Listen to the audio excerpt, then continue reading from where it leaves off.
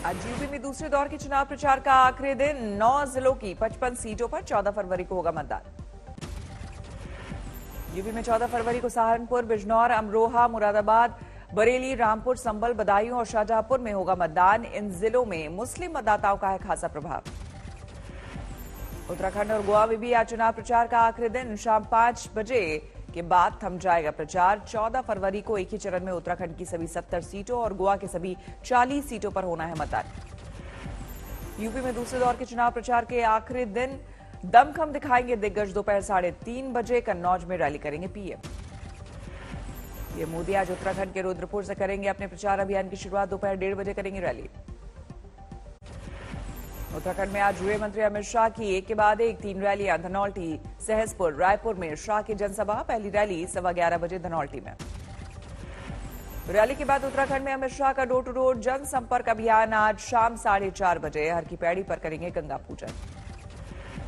उत्तराखंड में आज प्रियंका गांधी की 3 रैलियां। खटीमा, हल्द्वानी और श्रीनगर में होगी प्रियंका की जनसभा। पहली रैली खटीमा में 11:15 बजे।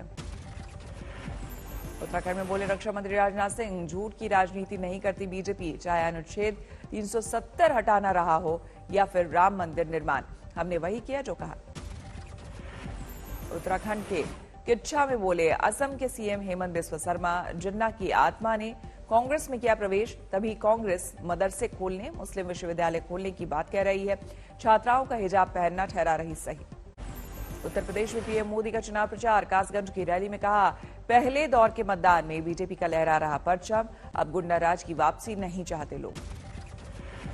यूपी में कल कासगंज की सभा में बोले पीएम मोदी, परिवारवादियों को अब महसूस हो गया है कि उनकी नैया डूब गई है, इसलिए वो अभी से ईवीएम को दोष देने लगे हैं। बरेली में बोले केंद्रीय मंत्री गृह मंत्री अमित शाह, सीएम योगी ने यूपी में खत्म किया माफिया राज। 3 नाम गिराकर अमित शाह ने किया सवाल। अमित शाह ने बरेली में जनता से कहा, यूपी में कभी थे 3 बड़े नाम, उनमें से एक थे आजम खान, दूसरे अतीक अहमद और तीसरे थे मुख्तार अंसारी। बताइए ये तीनों आज कहां हैं? अमित शाह ने कहा, बीजेपी अकेली ऐसी पार्टी है जो माफियाओं पर नकेल कसती है। अगर समाजवादी पार्टी यूपी की सत्ता में होती तो क्या आजम, अतीक और मुख्तार को जेल होती? सीएम योगी आज धुआंधार प्रचार करेंगे। सहारनपुर, देवबंद और अमरोहा में करेंगे रैली। पहली रैली दोपहर 1:30 बजे के करीब सहारनपुर के बेहट में। हिजाब मामले में पहली बार बोले सीएम योगी। आज तक के साथ एक्सक्लूसिव इंटरव्यू में कहा, शरीयत से नहीं संविधान के हिसाब से चलेगा देश। यूपी के शाहजहांपुर में सीएम योगी ने फिर किया जिन्ना का जिक्र। कहा, बीजेपी गन्ना की बात करती है लेकिन एसपी जिन्ना के। अखिलेश पर योगी का प्रहार। बोले कब्रिस्तान की बाउंड्री को ही विकास मानती है समाजवादी पार्टी। विकास और बुलडोजर साथ साथ चलने की योगी ने दोहराई बात। कहा, आतंकियों के साथ रही है समाजवादियों की संवेदना। असदुद्दीन ओवैसी ने यूपी में उठाया कर्नाटक में हिजाब पर जुड़े घमासान का मुद्दा। पीएम मोदी, समाजवादी पार्टी और बीएसपी की चुप्पी पर मांगा जवाब। ओवैसी आज तक से बातचीत में अखिलेश पर किया सीधा वार। किया सवाल, हिजाब मामले पर क्यों खामोश है? बोले इससे पहले वो मुसलमानों के रोजगार से जुड़े मुद्दे पर भी चुप नजर आए थे। यूपी के उरई में उमा भारती ने की रैली। भगवाधारी को फिर से सीएम बनाने की अपील। सीएम योगी की तारीफ में पड़े कसीदे। खुद को बताया बीजेपी का पहला भगवाधारी सीएम। आज पंजाब में बीजेपी अध्यक्ष जेपी नड्डा का मेगा प्रचार अभियान। बालाचौर, रोपड़, राजपुरा और गन्नौर समेत 4 रैलियों को करेंगे संबोधित। पहली रैली सुबह 11:15 बजे बालाचौर। आज से 18 फरवरी तक पंजाब में दिल्ली के सीएम अरविंद केजरीवाल करेंगे धुआंधार प्रचार। आज शाम पहुंचेंगे अमृतसर। राहुल की घोषणा के बावजूद पंजाब में थम नहीं रहा कांग्रेस के सीएम पद के उम्मीदवार का विवाद। अब कांग्रेस सांसद रवनीति सिंह बिट्टू ने नए विवाद को दी हवा। रवनीत सिंह बिट्टू के मुताबिक अगर पंजाब में कांग्रेस दोबारा सत्ता में आई तो नवजोत सिंह सिद्धू होंगे सुपर सीएम। रवनीत सिंह बिट्टू ने पीएम मोदी पर भी कसा तंज। दी नसीहत, पीएम मोदी को अगर पंजाब में सड़क मार्ग से सफर में हो रही है दिक्कत तो हेलीकॉप्टर या प्लेन का करें इस्तेमाल।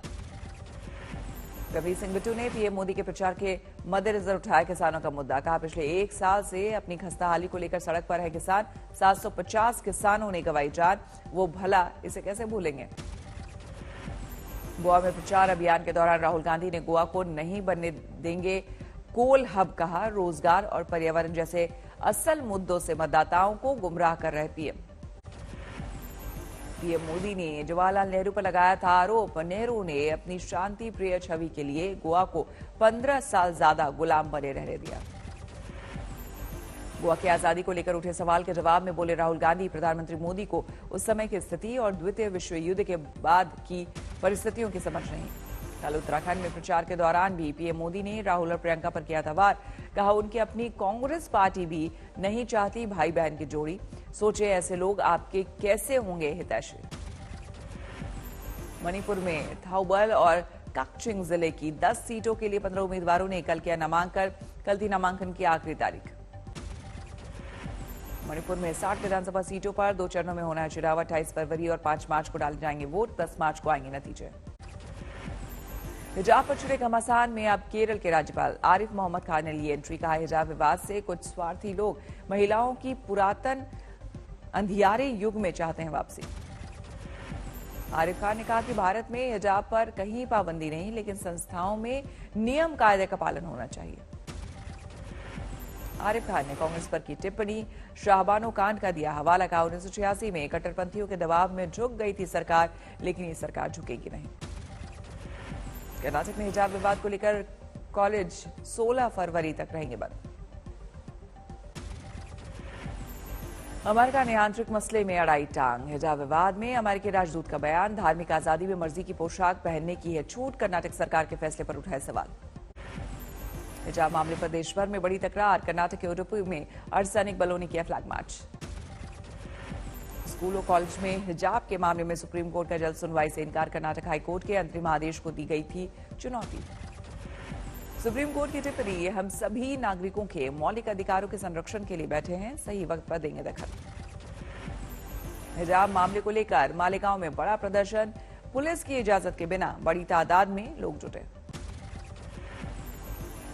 उडुपी के बीजेपी विधायक ने मामले को दिया नया रंग, एनआईए से जांच की मांग की।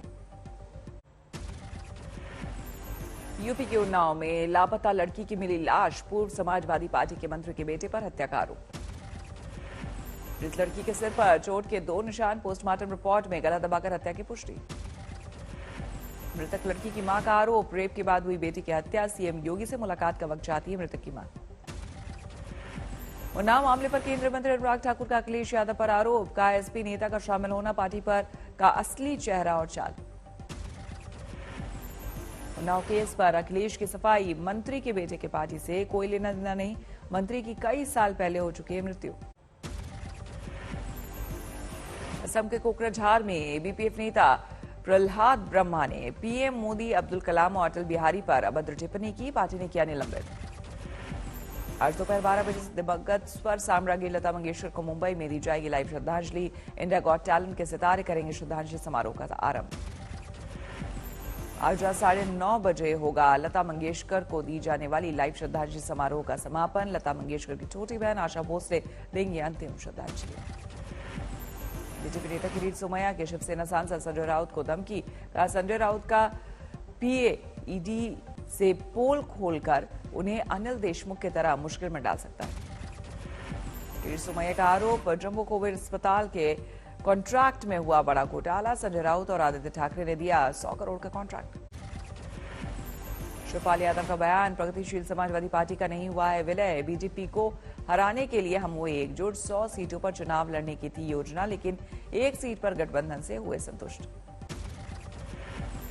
पंजाब के होशियारपुर में प्रचार के दौरान बोले कांग्रेस नेता सुनील जाखड़, दिल्ली की एक इंजन वाली सरकार ने ही पंजाब में ढाया इतना कहर कि डबल इंजन से लग रहा डर। धर्मशाला में पुलिस ने पूर्व कांग्रेस विधायक समेत 10 लोगों को किया गिरफ्तार। शांति भंग के आरोप में गिरफ्तारी। फतेहाबाद में एक प्रॉपर्टी डीलर ने बुजुर्ग को पीटा। सीसीटीवी में कैद हुई वारदात। बुजुर्ग के प्लॉट के लिए दी गई रकम वापस मांगने पर बिफरा प्रॉपर्टी डीलर। सहरसा में 2 अज्ञात बाइक सवारों ने कपड़ा कारोबारी को सिर में मारी गोली, गंभीर हालत में अस्पताल में भर्ती। पुणे में कारोबारी ने 31,000 में खरीदा 1 पेटी आम। कोरोना संकट में कारोबार में आई गिरावट से निराश लोगों का मनोबल बढ़ाने के लिए लगाई महंगी बोली। कारोबारी ने कुल 5 पेटी आम 1,24,000 रुपए में खरीदे। कहा लोगों तक पहुंचाना चाहता हूं, ये देश की वैक्सीनेशन के बाद फिर बढ़ रहा कारोबार। यूपी की श्रावस्ती में सर्वेलांस सेल बरामद किए 48 गुमशुदा मोबाइल फोन, 6 लाख के फोन की रिकवरी पर मिला 10,000 का पुरस्कार। हाजीपुर में अवैध शराब के धंधेबाजों पर जमकर टूट रहा है ड्रोन का कहर, पुलिस को सर्च में मिल रही। यूपी के हापुड़ पुलिस ने हथियारों के एक तस्कर आलिम को दबोचा। आलिम पर आरोप ओवैसी पर हमला करने वाले हमलावरों को सप्लाई किया था हथियार। दिल्ली में कोरोना मामलों में लगातार गिरावट, 24 घंटे में 977 नए केस। 3 दिसंबर से के बाद दिल्ली में सबसे कम मामले, 12 मरीजों ने तोड़ा दम। मुंबई में भी कोरोना के कहर से रहा, 24 घंटे में 367 नए मामले, सिर्फ एक मरीज की मौत। आज से यूपी के गौतम बुद्ध नगर में कोरोना से जुड़ी पाबंदियों में राहत, खोले जाएंगे सिनेमा, जिम और रेस्टोरेंट। गुजरात में कोरोना पाबंदियों में ढील, अब रात 12 बजे से लगेगा नाइट कर्फ्यू। हरियाणा के हिसार में ऑटोमोबाइल कारोबारी ने डीआईजी पर लगाया 50 लाख की रिश्वत मांगने का आरोप, आपने की सीबीआई जांच की मांग। दिल्ली के पीएस मौर्य एनक्लेव में हुए 40 लाख की डकैती के मामले में 2 कुख्यात लुटेरों सहित 5 गिरफ्तार, गैंग में शामिल महिला ने रची थी वारदात।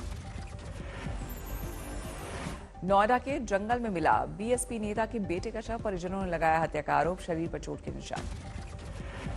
जबलपुर में एटीएम कैश वैन से 40 लाख रुपए की लूट, ताबड़तोड़ फायरिंग, 2 गार्ड को लगी गोली। भरतपुर में पकड़ा गया शार्प शूटर, यूपी एसटीएफ को लूट और हत्या के कई मामलों में थी तलाश। उदयपुर में चाकू की नोक पर दुकान लूटने वाले 3 बदमाश गिरफ्तार, सीसीटीवी से मिला सुराग, अजमेर से गिरफ्तारी। दिल्ली में मोबाइल चोर गिरोह पर शिकंजा, 5 नाबालिग सहित 10 बदमाश गिरफ्तार, 34 आईफोन, 120 महंगे मोबाइल बरामद। कानपुर में बीच बाजार 2 व्यापारियों को पीटते हुए ले गई पुलिस, थाने पर जोरदार हंगामा। मध्य प्रदेश के रीवा में 2 ठग गिरफ्तार, बिल्डर पर दर्ज 420 के मामले, रफा दफा कराने के नाम पर पत्नी से की गई 2.5 करोड़ की ठगी। बाड़मेर में नव विवाहित दंपति ने एसपी से लगाई सुरक्षा की गुहार, बचपन में हुई सगाई तोड़ने पर मारपीट और धमकाने का आरोप। झारखंड के लोहरदंगा में नक्सलियों के खिलाफ अभियान के दौरान धमाका, 2 जवान घायल। फतेहाबाद में नाबालिग युवती का मंगेतर गिरफ्तार, शारीरिक संबंध बनाने के बाद किया शादी से इनकार। भरतपुर में रेप के आरोपी को पकड़ने गई पुलिस पर हमला, थाना प्रभारी सहित 5 पुलिस वाले घायल। जमशेदपुर में कार की डिग्गी से बरामद हुआ युवक का शव, फिरौती की पूरी रकम ना देने पर हत्या। दिल्ली में रिटायर्ड आईएएस बेटे के साथ गिरफ्तार, कार से एक युवक को 400 मीटर तक घसीटा, दोनों पर हत्या की कोशिश का आरोप। फतेहाबाद में युवती ने फांसी लगाकर दी जान, दीवार पर लिखा लव यू मम्मी पापा, बेटी बनकर फिर वापस आऊंगी। जमशेदपुर में दर्दनाक हादसा, पहले से दुर्घटनाग्रस्त ट्रक में पीछे से टकराई तेज रफ्तार कार, पति पत्नी की मौके पर मौत। बिहार के सुपौल में ट्रैक्टर से टकराई कैदी को ले जा रही गाड़ी, कैदी और पुलिसकर्मियों सहित 6 लोग घायल।